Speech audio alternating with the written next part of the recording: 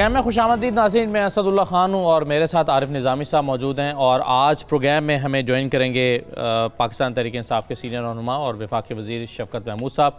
शफ़क़त महमूद साहब से हम कुछ ही देर में गुफ्तगू करेंगे। मैं आरिफ निज़ामी साहब, सबसे पहले तो ये है कि बिल आखिर पब्लिक अकाउंट्स कमेटी का जो मामला है वो बिल आखिर हल हो गया और एक अच्छे अंदाज़ में ऑफ़र की हुकूमत ने और उसको उसी अच्छे अंदाज़ में कबूल कर लिया। अब ये ऑफ़र मजबूरी के तहत की थी या क्या हुआ? नहीं, चलें कवर टूटा खुदा खुदा करके।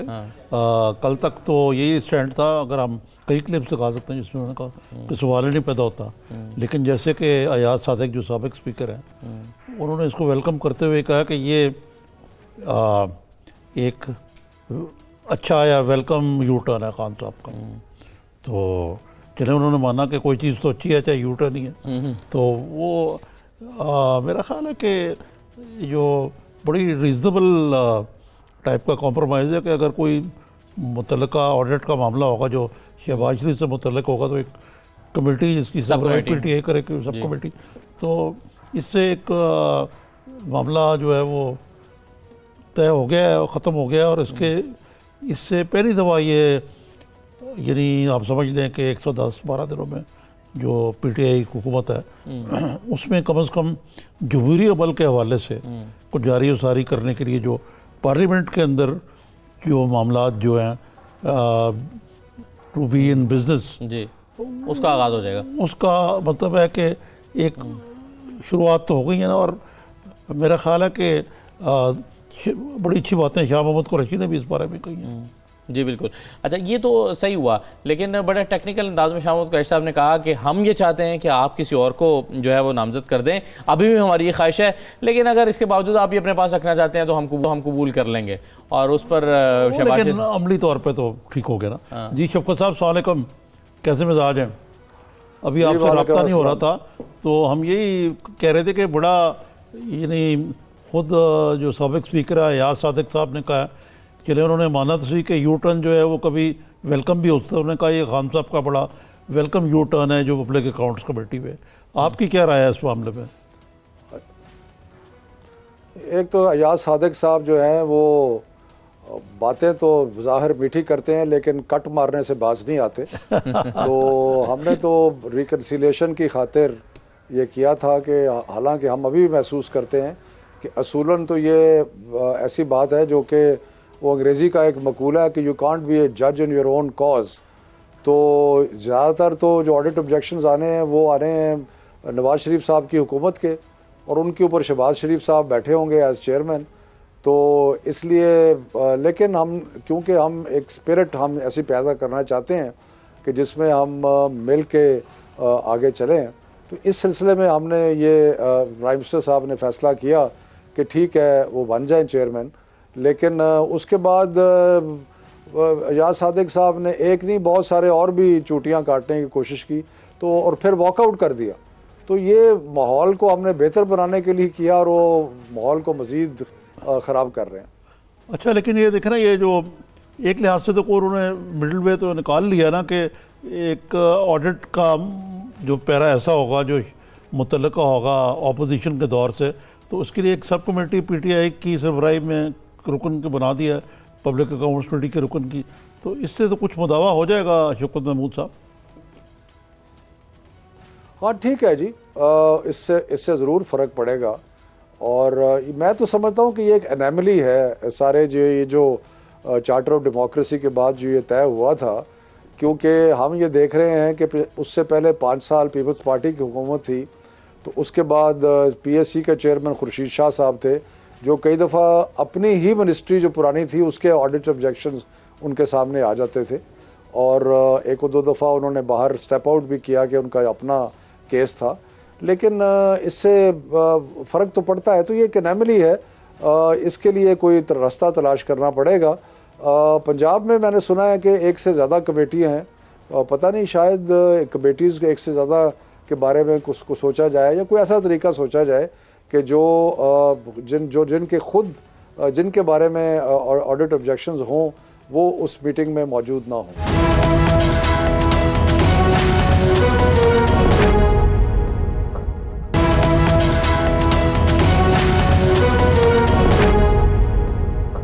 शफकत साहब, एक और मामले की तरफ बढ़ते हैं। मुराद सईद साहब ने कल जो पार्लियामेंट में बयान दिया, उस पर अपोजिशन की तरफ से बहुत शोर शराबा हुआ है और कहीं उनका मुतालबा जायज़ भी लगता है कि आप एनआरओ वाला जी, उन्होंने कहा कि 7 लोगों ने एनआरओ मांगा। अब एक तो ये कि मुराद सईद साहब की क्या हैसियत है कि उनसे एनआरओ मांगा जाए, दूसरा ये कि अगर अखलाकी तौर पर पार्टी की तरफ से उन पर दबाव नहीं होना चाहिए खुद मुराद सईद पर कि अगर आपको या तो ये बात कहनी नहीं चाहिए और कह रहे हैं तो फिर अखलाकी तौर पर आपको नाम बताने चाहिए, और यही डिमांड अपोजिशन कर रही है। मेरा ख्याल है कि जो मुझे समझ में आई है, नाम तो वो बता देंगे, और वो जो एनआरओ का मतलब ये था कि उनकी अपनी मिनिस्ट्री के, क्योंकि आपको पता है नेशनल हाईवे अथॉरिटी और ये जो सारे कम्युनिकेशन के जो मामले हैं, इनमें अरबों रुपए इन्वॉल्व होते हैं, और उसमें उन्होंने ये कहा कि जो लोग पोटेंशियल टारगेट थे या जिन्होंने कोई बदगुमानी की थी और जिनको फ़िक्र था, तो उन्होंने मुराद सईद साहब को अप्रोच करने की कोशिश की कि हमारे पे हाथ आहिस्ता रखें, हौला रखें। तो वो जो मेरा ख्याल है रेफरेंस उनका उस किस्म के एनआरओ पे था। मतलब एनआरओ से मतलब तो आजकल ये बन गया है ना कि आप किसी को अप्रोच करें और कहें कि मेरे पुराने गुनाह जो हैं वो माफ़ कर दो, तो उस सिलसिले में था उनका। अब ये पाबंदी उन पे मेरा तो नहीं ख्याल वो, लेकिन शफकत साहब जब आप किसी का नाम नहीं लेते और इशारतन कहते हैं कि पार्लियामेंट में बैठे हुए हैं, नाम ले देना चाहिए। हाँ, अगर आप नाम नहीं लेते और इशारतन कह रहे हैं कि ये मुझे कह रहा है, इसका मतलब आप उसको दबाव में लाकर कुछ और उससे फायदा उठाना चाहते हैं, आप उसको सिर्फ दबाव में रखना चाहते हैं, आप उसको बताना नहीं चाहते, एक्सपोज नहीं करना चाहते। और अगर किसी ने करप्शन किया तो फिर मुराद सईद साहब को चाहिए 2 कदम और आगे बढ़ें, उस मामले को नैब तक ले जाएं, अदालत तक ले जाएं, कहीं और लेकर जाएं। नहीं, नेचुरली मीडिया का तो ख्वाहिश होगी कि नाम फौरी तौर पे लिए जाएं, सामने आ जाए, लेकिन मसलतन उन्होंने सोचा होगा कि अभी नहीं किसी और स्टेज पे नाम लेंगे। मुझे तो यही समझ में आई। शफकत साहब, ये परवेज़ खटक साहब पे भी आज कुछ बरसे हैं, शहबाज शरीफ साहब, और आज पहली दफ़ा परवेज़ खटक ने भी जवाब दिया कि जी मुझे क्यों सिंगल आउट करने की कोशिश की थी जा रही है कि ये नैब के मामले में। लेकिन ये एक कांस्टेंट ऑपोजिशन का नैरेटिव है कि परवेज़ खटक हों, अलीम ख़ान हों, कुछ और लोग हों, वो उनके भी केसेस में मतलूब हैं, लेकिन उधर तो उनको जनाब चाय पिलाई जाती है और कहा जाता है जी फरमाइए। इधर पहले पकड़ के अंदर कर दिया जाता है, 3 महीने तो कोई पूछता ही नहीं है, और फिर कुछ एहतसाब का अमल शुरू होता है। तो ये जो बात है, ये दोहरा मयार है या हुस्न इत्तफाक है या ये कोई तरीक़ेकार ही है सर? अरे जी, बात यह है कि इस सवाल का जवाब मेरे पास तो नहीं है। इसका सवाल का जवाब तो नैब के पास ही हो सकता है, लेकिन मैं ये ज़रूर कहूँगा कि 2 सतह पे कि अगर नैब के कानून में कोई तब्दीली करनी थी तो इनके पास, दोनों जमातों के पास पिछले 10 साल थे, किसी वक्त भी मिल के नैब के कानून में तब्दीली कर सकते थे। और दूसरी बात यह है कि नैब का चेयरमैन जो है इनका मुश्तरका है, इन्होंने उसको सेलेक्ट किया था, तो इसलिए अगर इनको कोई शिकायत हो सकती है तो अपने आप से होनी चाहिए। और दूसरा ये है कि नैब कोई गवर्नमेंट का मतहत अदारा तो नहीं है कि वो हमारे से पूछ के या हमारे कहने पे चले। वो एक खुद मुख्तार अदारा है और वो अपने डगर पे चल रहा है।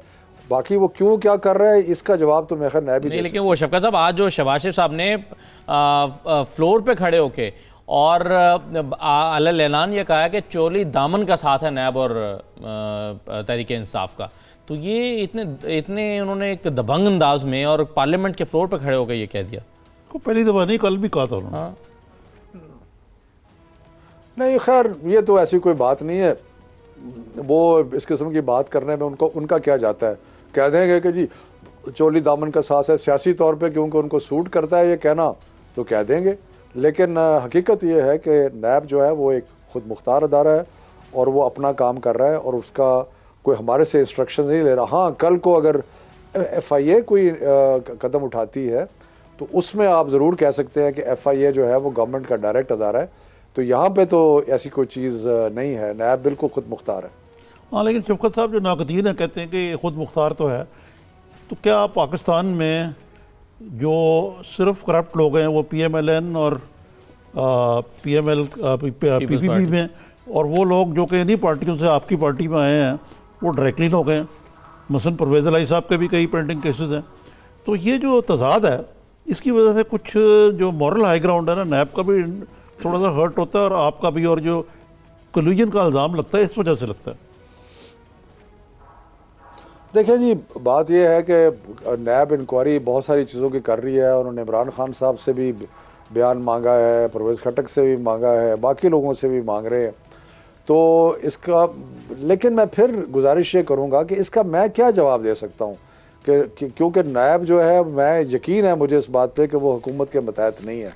अब वो क्या उनका टाइम टेबल है, किस तरह कर रहे हैं, कैसे कर रहे हैं, लेकिन ये तो ज़रूर है कि ये इस किस्म की कार्रवाई जो हो रही है उससे थोड़ा सा तासुर तो ये ज़रूर अपोजिशन इस्तेमाल करने के काबिल हो गई है कि जी हमारे लोगों को पकड़ा जा रहा है।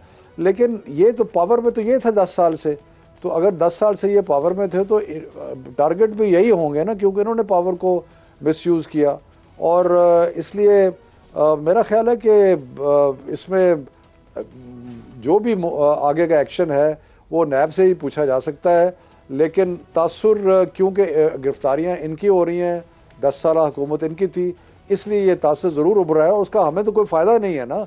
अगर ये तासुर आता है तो क्या हमें कोई फ़ायदा है? हमें तो नुकसान है। तो ये एक हकीकत है, इससे इनकार नहीं किया जा सकता। जी अच्छा, शफकत साहब ये बताइएगा कि अभी जब कैबिनेट मीटिंग हुई है तो हम उससे ये पूछते रहे कि आपको कितने नंबर मिले हैं। हमने शेख रशीद साहब से पूछा, उन्होंने कहा 10/10 A1 कारकर्दगी रही उनकी। कुछ लोगों का रिजल्ट अच्छा आया है, कुछ को अमालना में उनके राइट हाथ में पकड़ाए गए हैं, कुछ को बाएं हाथ में पकड़ाए गए हैं। तो आपकी कारकर्दगी को कितने नंबर मिले हैं? बहरहाल मुझे नंबरों का तो नहीं पता, लेकिन इमरान खान साहब हमारी मिनिस्ट्री की कारकर्दगी से बहुत मुतमिन हैं, बहुत खुश हैं। हमने बड़े मेजर प्रोग्राम पहले 100 दिनों में लॉन्च किए हैं। हमने आउट ऑफ स्कूल चिल्ड्रन का प्रोग्राम लॉन्च किया है। हम सिंगल नेशनल करिकुलम की तरफ बढ़ रहे हैं। हम क्वालिटी इंप्रूव करने की कोशिश कर रहे हैं। हम हुनर पैदा करने की कोशिश कर रहे हैं। तो ऐसे मामलात जिनको पहले किसी ने इतने बड़े सतह पे टच नहीं किया था, हम वो सारे काम कर रहे हैं। तो मुझे तो यकीन है कि इमरान खान साहब ने मुझे बरमला कहा भी है और वो बहुत मुतमिन है एजुकेशन डिपार्टमेंट की और एजुकेशन मिनिस्ट्री की कारकर्दगी से। किसकी कारकर्दगी से नाखुश देखे हैं सर कैबिनेट मीटिंग में इमरान खान साहब? किससे नाखुश थे? किस मिनिस्ट्री की कारकर्दगी से नाखुश नजर आए? नहीं, हैरानी की बात यह है कि बाय एंड लार्ज परफॉर्मेंस सारी मिनिस्ट्रीज की ठीक थी, क्योंकि बड़ी मेहनत की सब लोगों ने पहले 100 दिनों में, और इंशाल्लाह ये मेहनत आगे भी जारी रहेगी। हाँ, ये तो ठीक है, लेकिन ये इधर से ही शफकत साहब सवाल उभरता है बहुत बड़ा कि कैबिनेट के मेंबर्स की इंडिविजुअली तो परफॉर्मेंस ठीक थी, लेकिन गवर्नमेंट की जो परसेप्शन है वो इतनी अच्छी नहीं बनी 100 दिनों में। इसकी क्या बुनियादी वजह है? कि मेरा ख्याल है कि शायद इंफॉर्मेशन मिनिस्टर को भी इस मामले में खासा ज़रा ग्रीडिंग हुई कि भाई हुकूमत की प्रॉपर प्रोजेक्शन नहीं हो रही। आपका भी ख्याल है कि यही एक मर्ज है? अगर ये मुश्किल काम है, मेरा ख्याल है कि मुख्तलिफ वजूहात की बिना पे यकीनन हमारी जो परसेप्शन है मीडिया में वो कोई इतनी अच्छी नहीं है, जिसकी वजह से ये एक गलत तासुर उभरा है कि हुकूमत की कारकर्दगी अच्छी नहीं है। और ये क्यों है, इसके बहुत सारी वजूहात हो सकती हैं। पता नहीं, ये भी सुना गया है कि इश्तिहारात की बंदिश का भी उस पर कोई असर है, बाकी चीज़ों का भी असर है। मैं नहीं कह सकता क्योंकि मैं किसी के पे इल्ज़ाम नहीं लगाना चाहता, लेकिन इसके बारे में तो कोई शक नहीं है कि, और मेरे जहन में तो मुझे मुकम्मल यकीन है कि जो मीडिया की तरफ से प्रोजेक्ट किया जा रहा है और जो हकीकत है उसमें ज़मीन आसमान का फ़र्क है। परफॉर्मेंस बहुत बेहतर है, प्रोजेक्शन जो है वो बहुत पुअर है। यानी आपको लगता है कि अगर आप इश्तहार दे रहे होते सर, तो फिर जो आपके उस्मान बुज़ार साहब हैं उन पर कोई तनकीद ना हो रही होती, या आपके डॉलर की डिवैल्यूएशन पर कोई तबसरे ना होते? यानी ये सिर्फ इस वजह से हो रहा है कि कारकर्दगी तो बहुत अच्छी है लेकिन एड्स नहीं दिया आपने, ये आपका एनालिसिस है? नहीं, आपने थोड़ा सा उसको ज़्यादा एग्जैजरेट कर दिया। मैंने कहा था शायद इसका भी कोई रोल हो। मुझे अपना आरिफ निज़ामी साहब ख़ुद भी एडिटर हैं और वो इंडस्ट्री को बखूबी जानते हैं, तो मैं भी किसी ज़माने में इंफॉर्मेशन मिनिस्टर रहा हूँ, तो इसमें तो कोई शक नहीं है कि इन चीज़ों का असर पड़ता है। नून लीग के ज़माने में अरबों रुपए जो हैं वो इस मद में डाले गए और स्पेशल कैंपेन्स लॉन्च हुई।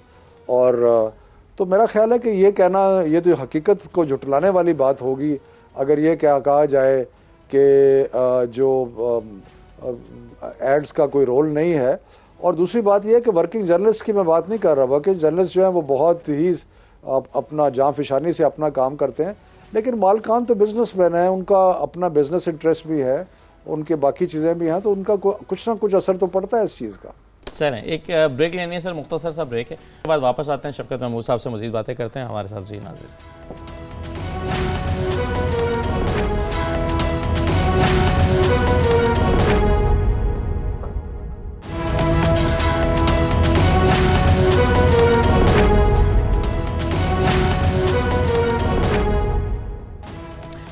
ब्रेक के बाद आपको दोबारा खुशामदीद कहते हैं। शफकत महमूद साहब, आजकल नैब जो है वो तख्ता मश्क बना हुआ है हर एक के लिए, अपोजिशन के सब लोग बिलखुसूस बहुत रगेद रहे हैं। कल एहसन इकबाल साहब हमारे साथ मौजूद थे, आज अभी जो शहबाज शरीफ साहब ने कहा वो भी है, लेकिन इसके साथ साथ कुछ चीज़ें जो हैं वो दलाइल कुछ स्ट्रॉन्ग भी हैं अपोजिशन के पास। मिसाल के तौर पर वो कहते हैं कि आपने 2 महीने से रखा हुआ है शहबाज शरीफ साहब को, तो आप अभी तक उनके खिलाफ लेकर के आए हैं, रेफरेंस आप फाइल नहीं हो सका, इसी वजह से उनको जो है वो मजीद उनको रिमांड नहीं दिया गया नैब को उनका। तो आप, और फिर दूसरी तरफ शहबाज शरीफ साहब को लगता है कि इसके बावजूद मुझ पर रेफरेंस ज़रूर आएगा बदला लेने के लिए। आपके ख्याल में नैब जो इनिशिएट कर रही है केसेस मुख्तलिफ लोगों के खिलाफ, उसको पाया तकमील तक नहीं पहुंचा रही, ये तासुर है, ये तासुर आपके ख्याल में ठीक है? देखें जी, बात यह है कि नैब जो है वो उन लोगों को हाथ डाल रही है जिनको कभी किसी ने हाथ डाला नहीं था। इस हमारे मुल्क में बदकिस्मती से लूट मार जो हुई है उसके ऊपर कभी किसी की सही अकाउंटेबिलिटी नहीं हुई। अब वो अकाउंटेबिलिटी करने की कोशिश कर रहे हैं। उसमें कुछ चीज़ें, ये जो वाइट कॉलर क्राइम होती है इसके अंदर जो केसेस हैं उनको बनाते हुए टाइम लगता है। तो वैसे तो इस बात का जवाब नैब को देना चाहिए, लेकिन मेरा ख्याल है कि ये बहुत सारे ऐसी चीज़ें होती हैं जिनको इकट्ठा करना, बराबर में लाना, तो इस पर वक्त लगता है। सो इसलिए जो जिन लोगों पे ये हो रहा होता है इतलाक, वो उनको मौका मिल जाता है कहने का कि हमारे पास तो कुछ नहीं है। दूसरा, हमारी जो सियासी इशराफिया है ख़ास तौर पे, वो जमहूरियत को और जमहूरी अदारों को एक ढाल के तौर पे इस्तेमाल करती है कि जी मैं पार्लियामेंट में हूँ, अगर मैं पार्लियामेंट में हूँ तो इसलिए मुझे हाथ ना लगाया जाए। भाई अगर आप पार्लियामेंट में हैं तो आप कानून से बालातर तो नहीं हैं। अगर आप अच्छा जी आप प्रोडक्शन ऑर्डर आ गया, आप खड़े होके आप जो लोग आपकी तफ्तीश कर रहे हैं उनको गालियां दो। मुझे बताएं कि कहाँ ये होता है कि तफ्तीशी इदारों को सरेआम गालियां दी जा रही हैं, उन पर प्रेशर। ये सारा का सारा जो तरीका वारदात है ना, वो ये है कि इन अदारों को प्रेशर में रखो और ताकि वो अपनी सही किस्म की तहकीक और तफ्तीश ना कर सके। तो मेरा ख्याल है कि नैब को इस एफर्ट को समझना चाहिए और रजिस्ट करना चाहिए, क्योंकि ये सारे का सारा एफर्ट जो सिर्फ है कि नैब पे प्रेशर पड़े और ये जो लूट मार हुई है उसका हिसाब किताब ना हो। हाँ, लेकिन शफकत साहब इस मौजूद से आगे चलते हैं। वैसे तो देखें ना, इंसाफ ना सिर्फ होना चाहिए बल्कि होता हुआ नज़र भी आना चाहिए। वो शायद इस वक्त ये पूरे नहीं हो रहे। अब ये जो आपने अपोजिशन में आज एक बहुत बड़ा CBM तो हो गया ना, शहबाज शरीफ साहब की पब्लिक अकाउंट्स कमेटी वाला, अब ये दूसरा मेरे ख्याल से रैली कर रहे हैं इस बात पे कि ख्वाजा साद रफ़ीक को के प्रोडक्शन ऑर्डर जारी किए जाएँ नेशनल असेंबली का सेशन अटेंड करने के लिए। तो इस पर भी कुछ थोड़ी सी पेशरफ्त हो रही है? मुझे एग्जैक्टली तो अंदाज़ा नहीं है, लेकिन मेरा ख्याल है पेशरफ्त होगी। मेरा ख्याल है कि इवेंचुअली वो उनके प्रोडक्शन ऑर्डर भी हो जाएंगे। वो शायद कुछ रेफरेंस किया है स्पीकर साहब ने अटॉर्नी जनरल को कुछ कानूनी नुक्तों के ऊपर। आपको पता है कि साद रफ़ीक की बेल जो है वो रिजेक्ट हुई थी, तो इसलिए वो भी एक कानूनी नुक्ता है। तो मेरा ख्याल है कुछ कानूनी चीज़ों के में गाइडेंस लेने के लिए उन्होंने ये किया है। तो लेकिन इवेंचुअली मुझे लगता है कि शायद उनकी बेल जो है वो वो राइट है, उनका हो ही जाएगा मेरे ख्याल से। अच्छा, ये शफकत महमूद साहब ये बताइए कि जो जनूबी सूबे का मामला है, ये तो आपको लगता है कि लंबी खटाई में पड़ गया कि इस मरले पे तो ये मुमकिन ही नहीं जब तक आपकी मेजॉरिटी ना हो, क्योंकि अगर ऐसा हुआ तो फिर आपकी ये हुकूमत तो शायद 100 तो 50 तक महदूद होकर रह जाए। नहीं, वैसे भी सूबों में तब्दीली के लिए आपको कॉन्स्टिट्यूशनल अमेंडमेंट करनी पड़ती है, और आपको मालूम है कि हमारे पास तो इतने वोट नहीं है कॉन्स्टिट्यूशनल अमेंडमेंट के लिए, लेकिन उसकी तरफ पेशरफ्त हो गई है। सूबा साउथ पंजाब के सूबे के लिए जो एडमिनिस्ट्रेटिव अरेंजमेंट तैयारी करने के लिए चाहिए वो तो शुरू कर दिया है। वहाँ पे कुछ लोग भी मैंने सुना है जा रहे हैं जो कि जिनका हेडक्वार्टर भी वहाँ पे होगा, कोई एडिशनल चीफ सेक्रेटरी, कोई एडिशनल आईजी, इस किस्म के लोग जो हैं वो जाके वहाँ पे ये काम इब्तदाई शुरू कर देंगे। मैं आपको बताऊँ कि मैं कहूँ कि थोड़ा सा मेरा तजर्बा है डिस्ट्रिक्ट एडमिनिस्ट्रेशन का, तो जब ज़िले आपस में तकसीम होते हैं तो उसमें कम अज़ कम भी साल सवा साल लगता था ज़िलों को एक ज़िले से 2 ज़िले बनाने में। तो ये तो 2 सूबों को तकसीम करने की बात है, ये बहुत लंबा काम है, इसमें एडमिनिस्ट्रेटिव इश्यूज़ बहुत ज़्यादा हैं, बहुत सारे मामलात हैं जिनको तय करना पड़ेगा। तो उसके लिए जो बुनियादी काम है मेरा ख्याल है वो शुरू हो गया।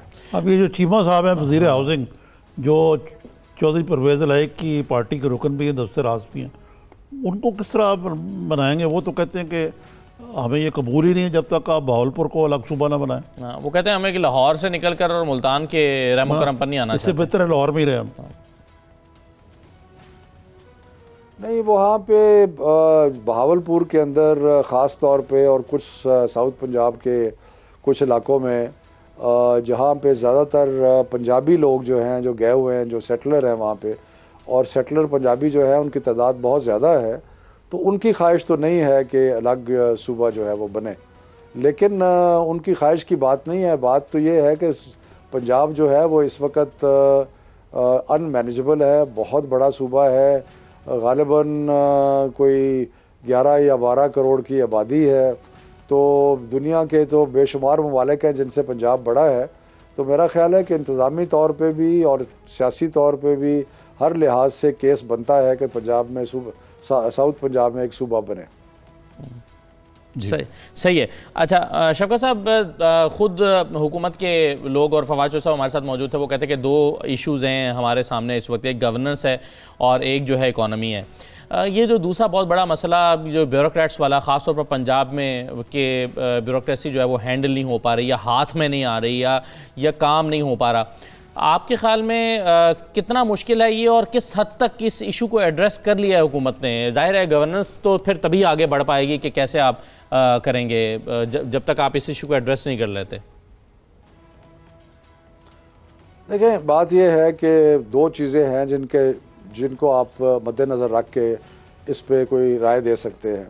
एक तो ये है कि बिल्कुल इसमें कोई शक नहीं कि जो सरकारी इदारे हैं वो आज़ाद होने चाहिए, इंडिपेंडेंट होने चाहिए, ऑटोनमस होने चाहिए। लेकिन दूसरी तरफ ये है कि अवाम जब अपने नुमाइंदों को इलेक्ट करके भेजती है तो अवाम के तवक्कुआत होते हैं। हम लोग कोई मार्शल लॉ की पैदावार नहीं है, हम नॉमिनेटेड नहीं हैं, हम लोग इलेक्शन जीत के इस मुकाम पे पहुँचे हैं और उसके अवाम की बहुत सारी एक्सपेक्टेशंस है। तो इसलिए जो ब्यूरोक्रेसी है उसका रोल जो पॉलिटिशियन की जायज़ और कानूनी पॉलिसीज़ हैं उनको इम्प्लीमेंट करना है और मदद भी करनी है, पॉलिसी बनाने में भी मदद करनी है। तो अब इसके अंदर अगर कोई लोग जो है वो अपनी हमारी ऑटोनॉमी जो देने की ख्वाहिश है उसको ये समझ लें कि इसकी वजह से वो इनकार कर सकते हैं हुकूमत के अहकामात को बजा लाना या कुछ और ऐसी बात है, तो वो मेरा ख्याल गैर मुनासिब है। मैं खुद सिविल सर्वेंट रहा हूँ, ये एक इलेक्टेड गवर्नमेंट का इख्तियार है कि वो जो ब्यूरोक्रेसी है उसको हुक्म दे और उन ब्यूरोक्रेसी जो है उसके हुक्म पे चले। तो इसलिए ये कुछ टेंशन एक दो जगह पैदा हुई है, लेकिन मेरा ख्याल है कि आहिस्ता आहिस्ता ये ठीक हो जाएगी। क्लियरली इलेक्टेड गवर्नमेंट का एक मैंडेट है और उस मैंडेट को पूरा करने के लिए उसने जो भी इक़दाम लेने हैं वो किसी ने उस पर अमल दरामद करना है। अच्छा शफकत साहब, एक और भी आपके ज़िम्मे आपकी वजारत के गालबन ये जो VIP मेंशंस थी, governor house, chief minister house, prime minister house, इनको प्रेसिडेंसी बेहतर मसरफ में लाना, यूनिवर्सिटी बनाना है ये लेकिन मेरी अपनी इतला ये है कि बाज़ मामलात में आपके अपने ही जो इनके जो मुकीन हैं वो खुद ही रिसर्च कर रहे हैं। मसलन ये है कि गवर्नर हाउस लाहौर में गवर्नर सरवर साहब कहते हैं मेरा तो बहुत बड़ा स्टाफ है, लोगों को मैंने यहाँ रिसीव करना होता है, आप मुझे कैसे कहते हैं कि मैं अपना दफ्तर मुंतकिल करूँ यहाँ से, हालांकि पहले उन्होंने ये ऐसा कहा था। फिर इसी तरीके से ये बताएं कि ये जो दीवार वाला गिराने वाला मामला था कि इतनी एक तरफ हुकूमत बचत कर रही है, दूसरी तरफ इतने एक्सपेंसिव से दीवार गिराएंगे, फिर जंगला लगाएंगे, तो ये क्या मामला था? देखिए जी, पहली तो बात ये है कि हमारी जो हमने जो पहले बार बार कहा था और इमरान खान साहब बड़े सालों से कह रहे थे कि ये जो इमारतें हैं बड़ी बड़ी सरकारी, और उनको आवाम की कोई एक्सेस नहीं है उन तक, तो आवाम की एक्सेस होनी चाहिए। और उन्होंने कई दफ़ा जलसों में भी ये कहा था कि जब मैं इलेक्ट होऊंगा तो मैं गवर्नर हाउस की दीवार को गिराऊंगा। उसका मतलब एक सिंबॉलिक था कि ये जो फासला हुक्मरानों के दरमियान और आवाम के दरमियान है, इसको ख़त्म किया जाएगा। और साथ साथ ये जो प्लान था, इसमें मेरा ख्याल है कि बहुत ज़्यादा वावेला हो गया। हालांकि ये कोई बात इतनी बड़ी नहीं थी कि जो माल का पोर्शन है, जो कि मेरा ख्याल है गालबन 50 गज से भी ज़्यादा नहीं है, कि जी इस 50 गज पे जंगला लगेगा ताकि बाहर से जो है नज़र दुनिया जहान में जो सरकारी इमारत हैं, वाइट हाउस देख लें आप, बकिंगम पैलेस देख लें, बाकी देख लें, उन सब के ऊपर सी थ्रू ग्रिल्स लगी हुई हैं। तो ये कोई इतना कोई अनहोनी बात नहीं थी। कुछ लोगों ने कहना शुरू कर दिया कि ये दीवार हेरिटेज है। दीवार बिल्कुल हेरिटेज नहीं है। हेरिटेज की बिल्डिंग जो अंदर है, जिसको कोई हाथ नहीं लगाएगा। ये दीवार जो है, जो मुझे याद है कि ये लेट 50s या 60s के अंदर ये दीवार कंस्ट्रक्ट हुई थी। पहले ये दीवार भी किसी और नौइयत की थी। तो बहरहाल मकसद ये है कि जो इनके मकीन हैं वो वहाँ पे उनका छोटा सा दफ्तर ज़रूर रहेगा, लेकिन बाकी जो घर है उसमें म्यूज़ियम भी होगा, आर्ट गैलरी भी होगी। और ये बात दुरुस्त है कि गवर्नर हाउस के कोई 150 के करीब स्टाफ है जो वहाँ पे काम करता है, 200 के करीब मुलाजमीन हैं जो वहाँ पे रहते हैं। तो फिज़िकली उनको वहाँ से हटाना जो है वो प्रॉब्लम था उसका, लेकिन वो सारा गवर्नर हाउस इस्तेमाल नहीं करेंगे, उसका एक छोटा पोर्शन इस्तेमाल करेंगे। और बाकी जो है कंडक्टेड टूर्स होंगे, यानी कि आवाम को लाया जाएगा और वो एक्सेस होगा कि वो, आपने देखा कि अलवी साहब ने प्रेसिडेंट हाउस का एक्सेस दिया। हाँ, अलबत्ता PM हाउस जो है उसके अंदर यूनिवर्सिटी बनने के लिए जो इक़दाम हैं वो शुरू हैं और वो यूनिवर्सिटी बढ़ेंगी। और बाकी जितने भी गवर्नर हाउस है सवाए नथिया गली के जो कि होटल बनेगा, बाकी जितने भी हैं वो उनको पब्लिक को एक्सेस होगा और वो पब्लिक वहाँ पे जाके उनको देख सकेगी। बस बहुत शुक्रिया। आप सवाल करना चाह रहे हैं? नहीं, शुक्रिया। बहुत शुक्रिया शफकत महमूद साहब प्रोग्राम में शिरकत करने के लिए। एक ब्रेक ले लेते हैं, ब्रेक के बाद वापस आते हैं। तो आज सुप्रीम कोर्ट में जो इंपॉर्टेंट केसेस थे, नवाज शरीफ साहब के खिलाफ एक और JIT बन गई है, वलीमा खान साहबा के हवाले से भी फैसला आया है। तो इन तमाम चीज़ों में बात करते हैं। एक मुख्तसर ब्रेक ले लेते हैं, ब्रेक के बाद वापस आते हैं।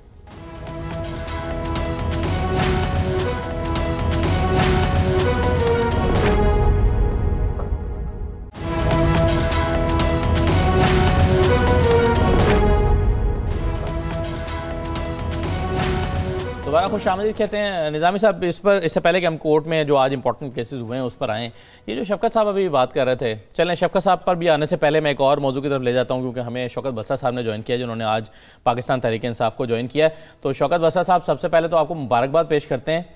लेकिन जैसे ही आपकी ये खबर आई और तस्वीरें आई सोशल मीडिया पर लोगों ने आपके पुराने क्लिप निकाल कर लगाना शुरू कर दिया, जिसमें आपने इमरान खान साहब के बारे में बहुत सारी बातें की हैं। मैं ना तो दोहराना चाहता हूँ, ना मैं वो क्लिप निकाल के चलाना चाहता हूँ, लेकिन आप एक वर्कर रहे हैं पाकिस्तान पीपल्स पार्टी के, बड़ा अरसा आपने काम किया और बड़ा आपने आगे जाकर डिफेंड किया। और मुश्किल वक्त में जब कोई और क़यादत को डिफेंड नहीं कर रहा था तो आप डिफेंड कर रहे होते थे आगे हमारे शोज़ में। ये इतना कड़ा फैसला आपको क्यों करना पड़ा?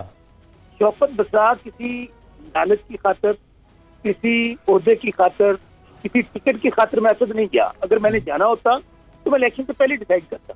आप अंदाजा करें, ये शौकत बसरा वो कारकुन है जिसके ऊपर कातिलाना हमला हुआ। उस कातिलाना हमले में मेरा PS शहीद हुआ और अल्लाह ने मुझे जिंदगी दी। और हुआ क्या, मैं आपको 10 दफा कैबिनेट के पास गया कि मेरी तहकीक और तफ्तीश जो मेरिट पे करवा दें, और हल्फन कहता हूँ कि वो दिन दिहाड़े मर्डर हुआ। मुझे मारना चाहते थे, लेकिन वो कहते हैं कि जो रात खबर में वो बाहर हो नहीं सकती, अल्लाह ने मुझे जिंदगी दी। वहां पर जो इन्वेस्टिगेशन हुई, असद तमाम मुल्जमान जिनमें वो वहां पे जो मेरे मुखालिफ है माइकल वाले और यादव वगैरह, उन्होंने प्लान करके मर्डर किया पुलिस के साथ। उन तमाम को मॉडल टाउन केस की तरह बेगुनाह कर दिया गया और उस मेरे PS के यतीम बच्चे सड़कों पर रो रहे हैं, कोई इंसाफ नहीं मिला। पर मैं अब जो गया हूँ, मैं आपको दिल की बात बताऊँ, ये बातें तो मैं बैठूंगा मीडिया में बताऊंगा कि जो खान साहब की ज़ाहिर इलेक्शन से पहले मैंने उनको भी मैं तनकीद करता था, तो मैंने उनको भी तनकीद करता था। इवन मेरी पार्टी भी कुछ गलत करती मैं उसकी तनकीद करता था। खान साहब की जो एक कमिटमेंट थी कि जो पाकिस्तान का सबसे बड़ा मसला जो करप्शन है जी, उसके ऊपर जब मैंने देखा कि बतौर प्राइम मिनिस्टर भी जिस सादगी के साथ उन्होंने अपने प्राइम मिनिस्टर के ओहदे को आगे लेकर बढ़ रहे हैं और फिर उसी तरह उनकी इनटॉलरेंस है, जीरो टॉलरेंस है उनकी करप्शन के ऊपर, कि उन्होंने जिस तरह अपने गुजरा के ऊपर चेक एंड बैलेंस रखा, जिस तरह उन्होंने कौमी खजाने को ये समझा कि ये गरीब आवाम का खजाना है, ये गरीबों का खजाना है, यहाँ पर इस चीज का ख्याल ही रखा नहीं जाता था।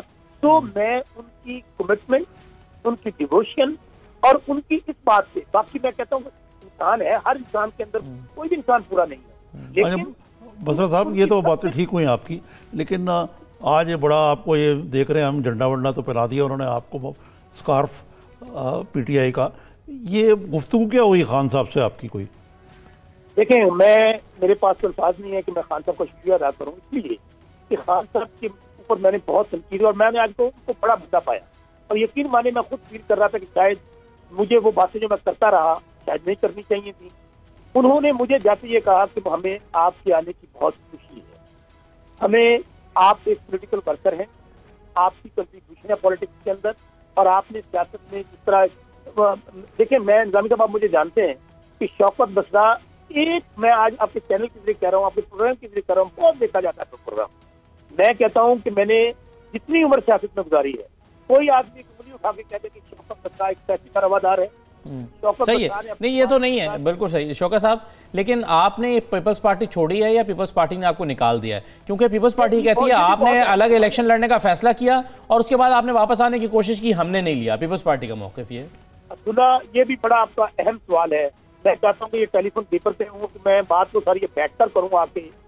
जब शौकत बसरा जैसे कारकुन को, जिसने आपके सामने जद्दोजहद की, भागदौड़ की, और मैं फिर कहता हूँ मैं अपनी वो शहीद रानी, शहीद कायद का, मैं शायद मेरे पास अल्फाज नहीं का नाम लोग जिन्होंने पार्टी में मुझे टिकट दी, मुझे नवाजा, मुझे आगे लेकर आए और मैं पार्टी को लेकर आगे चला।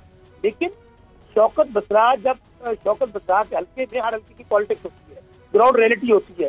शौकत बसरा ने जाकर लीडरशिप को ये कहा कि मेरे हल्के में मेरे कत्ल के मामला हैं, मेरा ग्रुप, मेरा इलाका ये चाह रहा है कि मैं इंडिपेंडेंट इलेक्शन लड़ूं, मैं किसी पार्टी का टिकट नहीं ले रहा था। अगर मैं उस वक्त भी चाहता मैं तहरीक इंसाफ के पास चला जाता, अगर मुझे जीत का लालच होता, मेरे दिन में ये बात ही नहीं थी असुदा, मैं पार्टी छोड़ने जा रहा हूं। सही है। अच्छा शौकत साहब, अनफॉर्चुनेटली वक्त हमारे पास कम है, आप तशरीफ लाएं तो आपसे तफसील से तफसील से बात होगी, दो बात होगी। बहुत शुक्रिया बहरहाल आपने हमारे लिए काला शौकत बसरा साहब। सही, ये इश्तहार की पाबंदी खुलेगी तो सबसे पहले उन्हीं को मिलेंगे दोबारा। गरीब मीडिया जो है ऑफिसर है। हाँ, अब देखे ना, आज एक बहुत बड़े ग्रुप जो ना तनख्वाहें दे रहे हैं ना कुछ, अपना चैनल भी बंद करके बैठा हुआ है और पता नहीं क्या कर रहे हैं, क्या चीज़ हो रही है, यहाँ से कहीं और जा रहे हैं पैसे। उन्होंने कई महीनों से अपने कारकुनों को तनख्वाह दी और चीफ मिनिस्टर ने आज कह दिया उनको कि इस महीने तक नहीं देंगे तो मैं फिर और तरीका जो है इस्तेमाल करूँगा, और तरीके उन्होंने बताया जो कि बड़े खौफनाक हैं। तो अब ये असलिया जो है ये भी कहती है यार कि देखे ना, एक तरह से हमदर्दी भी है मुझे कि भाई मीडिया तनख्वाहें भी दे टाइम पे, छांटी भी ना करे और हुकूमत की कोई जिम्मेदारी भी ना हो उनको सपोर्ट करने की। तो ये तो शफकत महमूद साहब की थोड़ी सी सेल्फ सर्विंग लॉजिक है। ठीक है। अच्छा, अब आज जो सुप्रीम कोर्ट में नवाज शरीफ साहब के खिलाफ एक और GIT बन गई और खैर उनकी रजामंदी से बनी है वो, नहीं, वो जो पुराना उनका राजी केस चल रहा है पाकपतन में, दुकानों का नोटिफिकेशन उन्होंने वापस लिया था 25 साल जी 25 नहीं बल्कि 35 साल पुराना। तो उसमें उन्होंने जो है वो बतौर वज़ीर आला एक नोटिफिकेशन वापस लिया था और फिर वो बहुत सारे लोगों को ज़मीन बेच दी गई और ख़रीद ली गई। तो उस पर नवाज शरीफ साहब का कहना यह था कि मुझे नहीं पता, कि मुझे याद नहीं है या बहुत पुरानी बात है, मुझे नहीं पता तो कि मैंने किया या नहीं किया या क्या हुआ है। तो उस पर फिर उन्हीं की रजामंदी से एक GIT बना दी गई है और वो GIT ने फैसला ये करना है कि ये कोई नोटिफिकेशन विड्रॉ किया भी था चीफ मिनिस्टर ने या नहीं किया था। नहीं, आप मुझे बताइए कि एक तरफ 35 साल पुराने गड़े मुर्दे उखाड़े जा रहे हैं। कल पीपल्स पार्टी के एक तर्जुमान ने कहा कि बिलावल साहब कोई सख्त तहरीर करते हैं तो उन्हें एक नोटिस आ जाता है, और उस दौर का जब वो 1 साल उनकी उम्र थी। तो एक तरफ शफकत साहब कह रहे थे कि यार दरअसल हम तो अभी आए हैं पार में, तो हमारा तो कोई बैकग्राउंड है ही नहीं कोई, लेकिन जहाँ इतने पुराने चीज़ें उठाई जा रही हैं, तो मेरे लिए ना जो ये सारे ही तो नए नवेली दुल्हन नहीं है ना, जिनके खिलाफ नैब के केसेस हैं ये बनाने जा रहे हैं, वो कोई नए नए सियासत में तो नहीं आए। अगर आप कहें तो मैं नाम ले सकता हूँ कई, हाँ बेशुमार है। परवेज खटक साहब जो इतना नाराज होते हैं, वो पीपल्स पार्टी से आए यहाँ। अपना परवेज इलाही साहब, वो पहले PMLN के दस्तराज से स्पीकर भी रहे हैं, फिर मुशर्रफ के दौर में डिप्टी प्राइम मिनिस्टर भी रहे हैं, पीपल्स पार्टी के दौर में घाट घाट का पानी पिए उन्होंने। तो वो कौन सी पुरानी दौर की बातें भाई। अलीम खान साहब भी ऐसे ही, अलीम खान भी ऐसे ही हैं। अच्छा, ये बात सही है, शफकत साहब ने इसका जवाब भी नहीं दिया। उनसे हमने पूछा भी कि आपके नैब के हवाले से वो कह रहे हैं कि हमारा कोई असर, डेफिनेटली वो यही कहेंगे नहीं है भाई। देखें ना, एक तरफ तो ज़ात बयानी देखें कि एक तरफ तो जुल्फी बुखारी साहब जो उनको ECL से भी जो था वो हटा दिया, वो कहते हैं ठीक है, वो बड़े अच्छे आदमी हैं, वो ओवरसीज़ पाकिस्तानियों के लिए, क्योंकि गैर मुल्की पासपोर्ट उनकी जेब में है, तो सब ठीक है। दूसरी तरफ आप हमजा शहबाज को जहाज से उतार लेते हैं कि तुम ECL पे तो नहीं लेकिन फलां चीज़ पे हो। तो यहाँ ये तो डबल वहमी है ना, एक FIA है, एक और ये कहते हैं जी हमारा तले की कोई नहीं है। अच्छा, दूसरा अलीमा खान साहब के हवाले से भी आज आ गया, उस पर भी सोशल मीडिया पर तो खैर एक वो तूफ़ान जो मचा वो तो मचा, उस पर तो हम इतना नहीं जाते। लेकिन बहरहाल ये कि अलीमा खान साहबा ने जो एमनेस्टी स्कीम से फ़ायदा उठाया, ये तो बात डिक्लेयर हो गई, और उसमें 5% पे करके अपनी जायदादें डिक्लेयर भी कर दी जो बैरून मुल्क थी, ये भी हो गया। अब अलीमा खान साहबा ने जो जायदादें एमनेस्टी में डिक्लेयर नहीं की थी, यानी वो छुपा गई, उस पर अब उनको